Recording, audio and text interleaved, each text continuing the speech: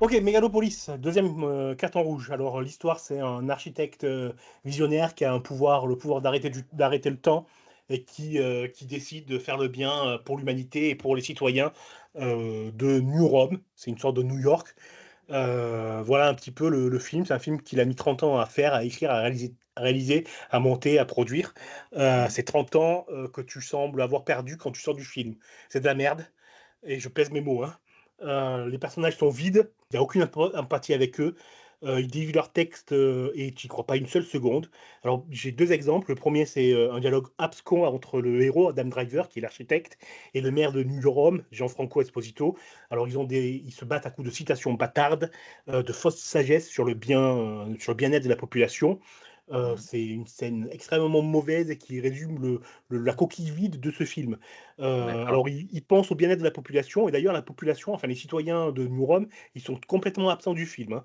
Ils sont représentés que par une masse informe d'abrutis congénitaux, ou violents ou aptes à la violence, ou d'abrutis prostrés, pour le plaisir lors de pathétiques jeux du cirque.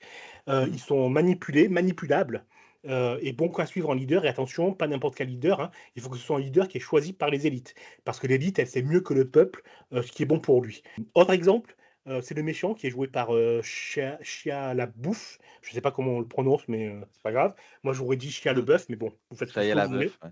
Je crois que c'est Shia LaBeouf, hein. Peu importe, il joue le neveu du héros, alors il est méchant, il déteste Adam Driver, enfin son personnage, et tu sais pas pourquoi. Dès le début, il le déteste, et tu n'en sais rien, et tu sais toujours pas pourquoi au bout de 2 heures de film. Soudain, il devient politicien. Alors tu as ses sœurs dans une scène quand il décide de devenir politicien, qui t'expliquent pourquoi il va devenir politicien, ce qu'il va faire. Alors ça, c'est une facilité scénaristique, basique, hein. Quand le scénario est mauvais, tu l'expliques par un dialogue, et donc elles font une D'accord. description de Trump, en fait.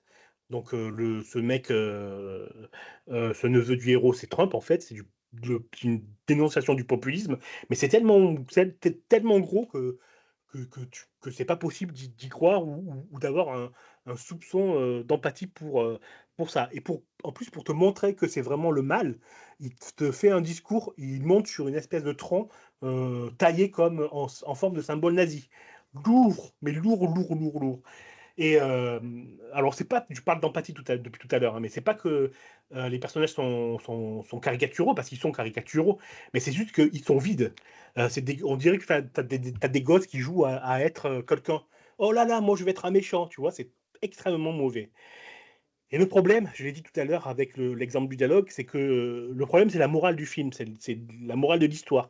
C'est qu'elle te dit, c'est un film fasciste. On va le dire le Ouais, mot, hein. C'est un d'accord. film fasciste, c'est un film, qui se veut élitiste, qui fait la gloire de l'élitisme. C'est un film d'un vieux pépé, qui pense avoir le cœur sur la main, et qui ne jure que par son fric et son génie autoproclamé. Il croit maintenant à sa propre légende, de génie, visionnaire.